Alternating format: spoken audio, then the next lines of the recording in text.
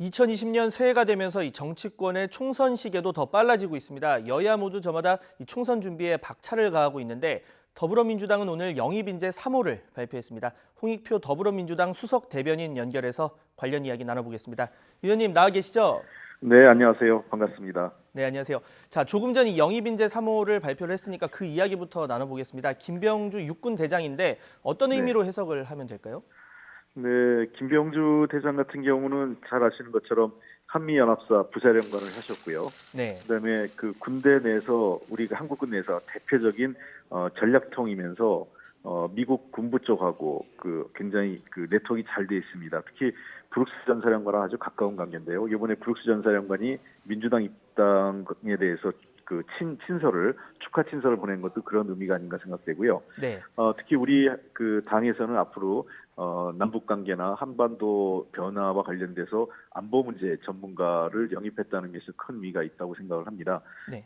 다른 그 정당의 군 출신 인사들과 비교해봐서도 군대 내에서 매우 존경받고 있는 인사로서 저희들로서는 그 굉장히 큰 기대감을 갖고 있습니다. 네, 뭐 안보통이고 또 미국과의 네트워크 측면을 고려하셨다 이런 얘기를 하셨고요.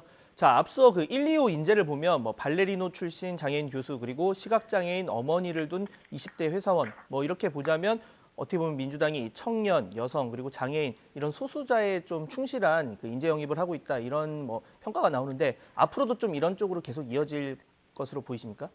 네, 제가 여러 차례 그 전에 브리핑을 했었던 적이 있습니다. 인재 영입 관련된 원칙은 첫 번째는 네. 사회적 약자나 소수자를 배려하겠다는 것이고요. 두 번째는 안보 경제 분야의 전문가를 영입하겠다는 것이었습니다. 그런 원칙에 충실하게 지금 1호, 2호, 3호 인재가 영입됐다고 생각을 하고 앞으로 저희들은 그런 그 원칙에 따라서 그 해당 분야에서 전문성을 인정받았거나 또는 사회적 약자를 대표할 수 있는 분들에 대한 영입을 지속해 나갈 생각입니다. 네, 이 부분을 좀 짚어봐야 될 것 같아요. 일부에는 스토리는 참 좋지만 실제 국회에서 어떤 업무 능력을 보일 수 있을까 뭐 이런 부분에 대해서 뭐 자칫 얼굴마담 역할을 하는 것 아니냐 우려도 나오는데 이런 부분 어떻게 불식시킬 생각이신가요? 뭐 저희들이 영입할 때는 충분히 그런 네. 전문성과 어떤 정책 역량 같은 것도 검증을 했고요. 또 지금 현재 영입한 분들이 반드시 국회의원이다 이런 걸 약속한 것은 아닙니다. 예.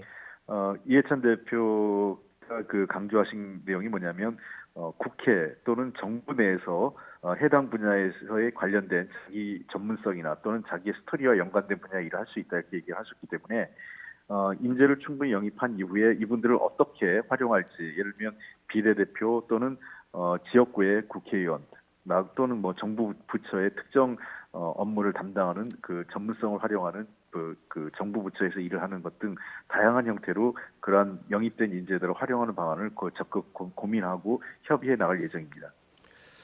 네, 지금 보면 이 향후 영입 인사를 보면 사법농단 의혹을 제기를 했던 이탄희 판사 뭐 얘기가 나오고 있고 또 방송 등에 자주 출연하는 또 범죄심리 전문가죠 이수정 교수 이야기도 나오고 있습니다. 관련해서 뭐 앞으로 영입될 인재 힌트를 좀 주신다면 어떤 인물들이 될까요?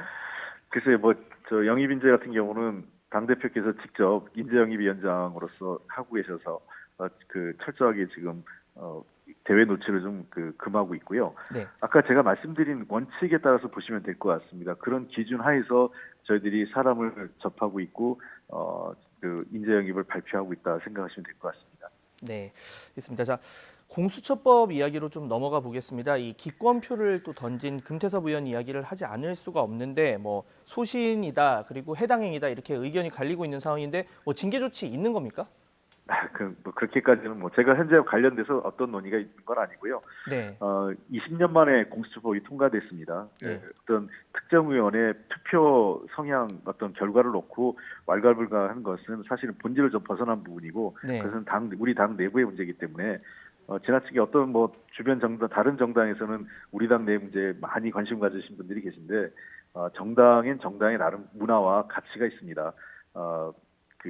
어떤 금배지 달기 위해서 그 분당과 창당을 반복하는 그러한 정당들에서 이해할 수 없는 우리 당에서는 원칙과 철학이 있기 때문에 그 당론 투표라는 것은 그런 의미에서 이해를 해주시면 좋겠습니다. 네. 사실 금태섭 의원 같은 경우도 이런 말을 했습니다. 이게 아마 그래픽도 준비가 돼 있을 텐데 뭐 정치는 다른 생각을 하는 사람들과 공감대를 만들어서 갈등을 해결하는 것이다. 뭐 원칙을 지키면서 이 당면한 문제들에 대해서 유연하게 대처하는 정치를 하겠다. 이런 어떤 원칙론을 고수를 했는데 이 부분에 대해서는 또뭐 동감을 하시나요? 네, 뭐 그거는 당연히 정치인으로서 맞는 말을 하셨고요. 네, 우리 사회에서 매우 다양한 목소리가 있지 않습니까? 네, 그런 다양한 목소리를 어떻게 조화시키는 거냐 하는 것이 정치의 본령이죠. 네. 그럼 그 문제는 뭐 원론적인 입장을 얘기하신 것으로 생각을 합니다. 네. 뭐 방금 다양한 목소리를 이제 좋아하는 것이 필요하다 이런 이야기를 하셨는데 공수처 출범이 이제 7월쯤으로 예정이 돼 있고 한 6개월 정도 이제 뭐 6개월 좀 넘게 남았습니다. 어떤 준비를 좀 이제 하실 예정이신가요? 네, 6개월 기간이 그렇게 길지 않습니다. 실제로 준비해야 될 게 많기 때문에 네. 관련된 시행령하고 시행규칙 등을 법무부에서 만들어야 될 것 같고요.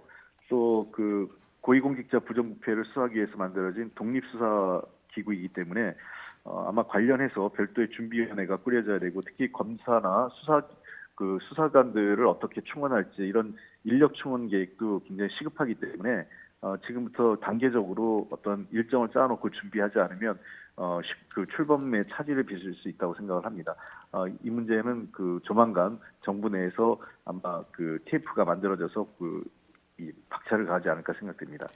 네, 이 공수처 출범 전에 이 준비할 부분에 대해서 한 두 가지 정도 핵심을 좀 짚어보면 이 감시자의 감시자 역할을 하는 공수처인데 그 감시는 누가 할 수 있느냐 또 그리고 혹시나 이 선택적인 수사를 하면 어떻게 하느냐 이런 우려가 있는데 이 두 부분에 대해서 사실 뭐 기우라는 걸 보여주기 위해서는 남은 기간 좀 더 보완이 있어야 할 것 같은데 이 부분은 어떻게 네. 보십니까? 그게 자꾸 비판을 한 비판이라고 생각을 합니다. 음, 지금까지 감시자도 없고 무소불위의 권력, 그다음에 선택적 그 수사나 정의를 했던 것이 검찰이었습니다. 네, 바로 그러한 검찰과 견제 역할을 할 수 있는 게 공수처고, 공수처가 잘못한다면 검찰은 언제든지 수사할 수 있습니다.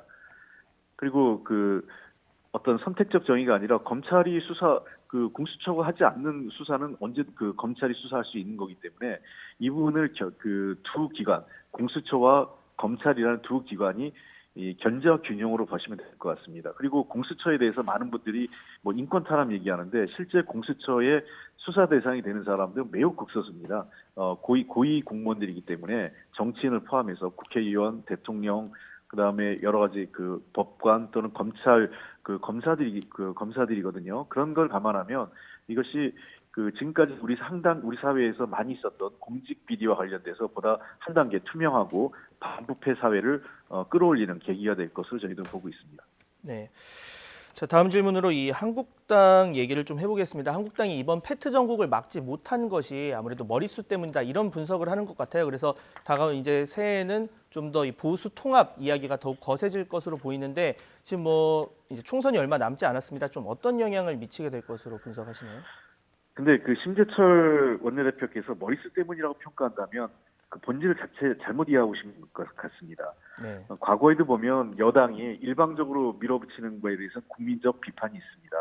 결국은 이번에 공수처 설치와 관련된 사법개혁 그리고 그 선거제 개혁에 대해선 국민적 지지와 동의가 있었다는 것입니다. 단순히 이걸 머릿수 때문이라고 본다면 방향을 좀 잘못 잡은 거라고 생각을 하고 보수 통합이라는 것은 지금까지 지속적으로 이 보수 야권 내에서 논의가 이루어졌던 내용인데 아마 여러 가지 난관이 있을 겁니다. 기본적으로 그 각 정당별 계파 간의 이해관계를 어떻게 극복할 것인지, 그다음에 두 번째는 가장 큰 산인 박근혜 대통령 탄핵 문제에 대해서 너무나도 다른 견해들을 가진 그 몇 개의 보수 야당들이 존재하기 때문에 네. 이 부분에 대해서 어떤 합의를 이루어질지가 아마 향후 보수 통합의 관건이지 않을까 생각됩니다. 네, 마지막으로 질문 하나 드리겠습니다. 이 처리 못한 법안이 20대 국회에서도 많습니다. 그런데 이 총선 준비를 하다가 이 법안들 다 통과 못 시키고 끝나는 것 아니냐 뭐 이런 우려도 나오는데 올 상반기 얼마 남지 않았는데 총선 전까지는 얼마 남지 않았는데 좀 어떻게 이 여당으로서 국정 운영하실 계획이신지? 네, 우선은 그 자유한국당이 190건이 넘는 그 합의된 법안에 대해서 그 무제한 토론을 거론한 것은 명백하게 이건 정치적 행위이기 때문에 부당한 정치적 행위이기 때문에 이것을 조건 없이 해제하는 게 우선이고요. 네. 2월 국회는 빨리 열어서 2월 국회에서 법안 통과를 위한 상임이나 본회의를 열어야 된다고 생각을 합니다. 아울러서 그 5월 달에도 선거 이후에 통상적으로 한 번 더 국회를 열어서 관련된 그 법안들을 처리하는 것이 지금까지 국회 관행이었기 때문에 남은 기간이 비록 선거가 있고 그 짧은 기간이지만 최대한 노력을 한다면 현재 본회의에 올라 있는 법안이나 해당 상임위에서 중요한 쟁점되는 법안들을 처리하기에는 시간이 아직 있다고 생각을 합니다. 여야가 함께 머리를 맞대고 국민과 민생을 위해서 노력해야 될 시간이라고 생각합니다. 네, 알겠습니다. 자, 지금까지 홍익표 더불어민주당 수석 대변인과 전국 관련 이야기 나눠봤습니다. 오늘 연결 감사합니다. 네, 감사합니다.